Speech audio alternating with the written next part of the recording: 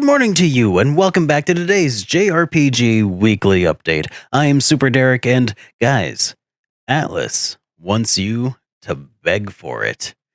That's today's top headline, and that sounds a little wrong, but I'll explain what they're talking about here. So, IGN did an interview with Ari Advincula. I hope I said that in the realm of the right ballpark.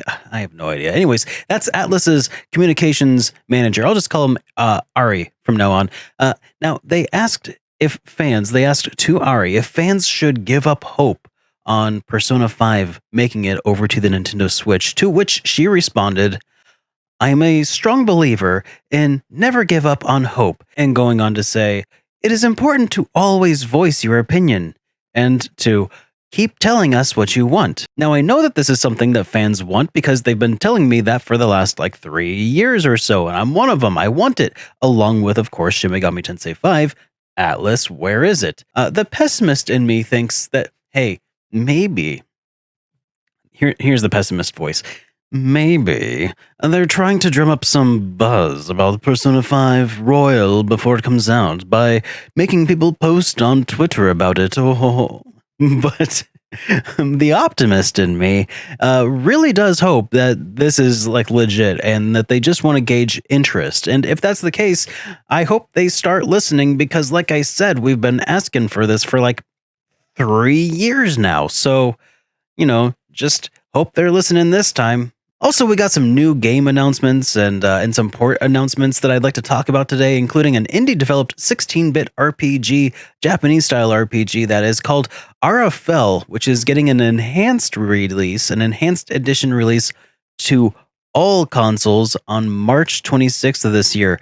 Now, players who already own the original on Steam will get a free upgrade to that enhanced release, which is pretty classy. And I've also heard that this game is pretty good. So I haven't played it, but that's the word on the JRPG streets. It's a hard knock life there.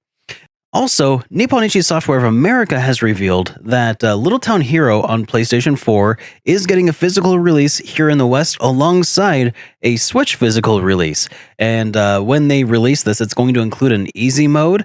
And they've also revealed that it's going to be this, they call it the Big Idea Edition, which apparently will include a soundtrack, a book, like an art book, a poster, some lapel pins, and the Big Idea Edition is coming to both the PS4 and to the Switch, and will apparently cost around $49.99. So I know I've heard some mixed reviews from you guys who've, tried it out.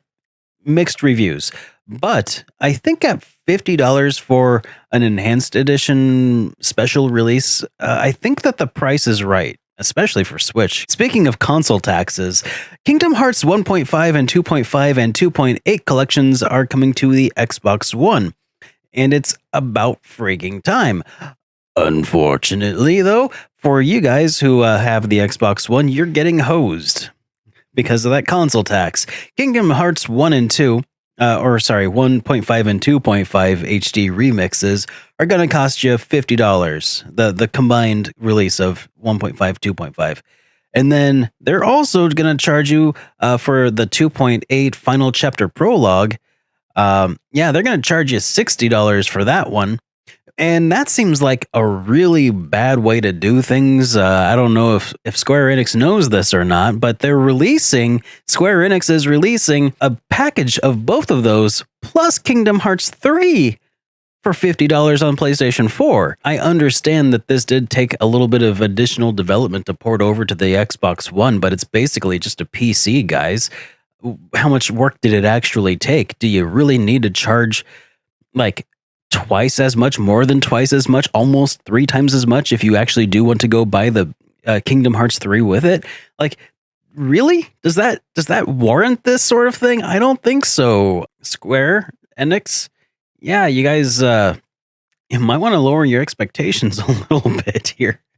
God knows Xbox One owners have been doing that for years. Boom, got him. Now, as far as release date updates go, at PAX East, it was announced that the Dungeon of Nalbuk, I hope I said that right, I don't think I did, the Amulet of Chaos, will be releasing on PC in summer of 2020. Now, this game appears to be kind of like a parody of several role-playing game tropes, a lot of Western-style RPG tropes, and it looks like it could be pretty fun to check out. Based on the trailer, I'm pretty interested in it, but PC game, so probably not super likely, but I'm interested.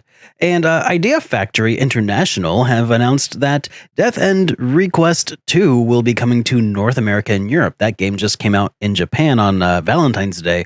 Well, it's going to be coming to the West sometime this year on PlayStation 4, which is pretty awesome. In other news, Xseed have updated a couple of their PC releases of the Ys series. Memories of Celceta for PC has gotten the Japanese audio option added to it after the fact, which is pretty rad.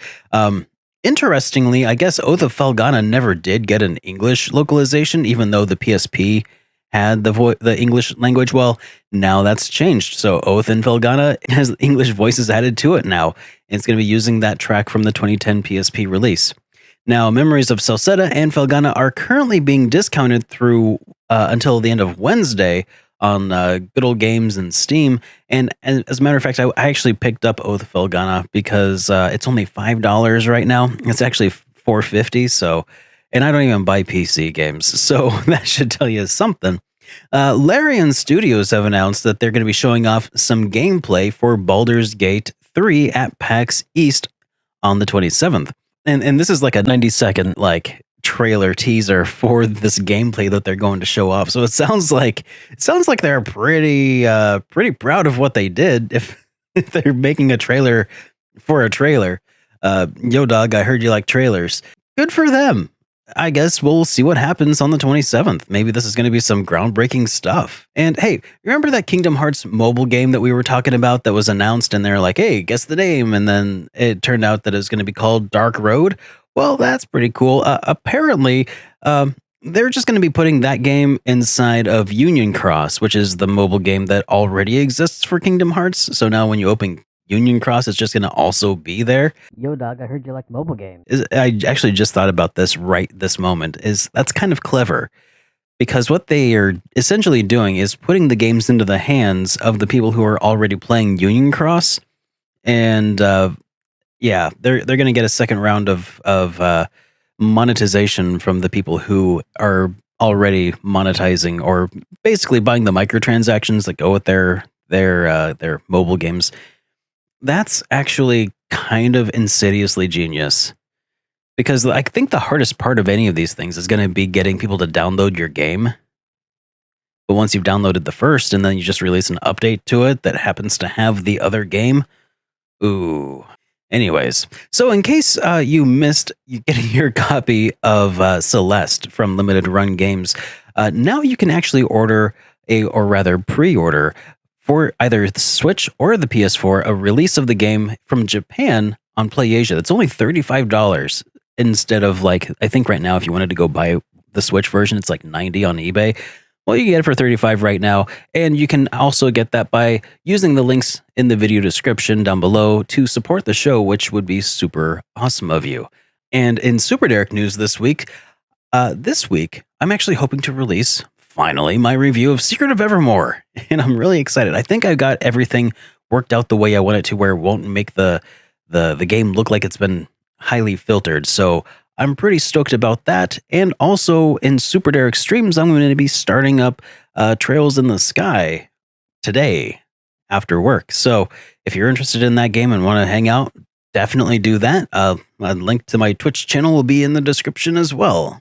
And in this week's weekly Jrpg forecast, we've got Rune Factory 4 Special. It's making its way over to the Nintendo Switch on the on the 25th of February.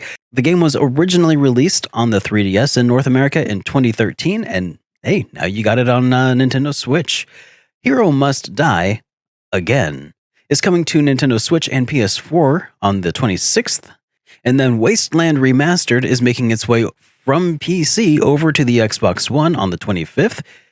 And then Yakuza 0 is coming to Xbox One as well on the 26th.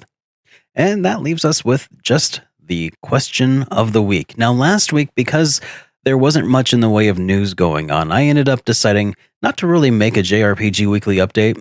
And instead of just not making any video, I was like, hey, this could be an opportunity for me to instead make it an experience points video review of Dragon Quest Your Story over on Netflix.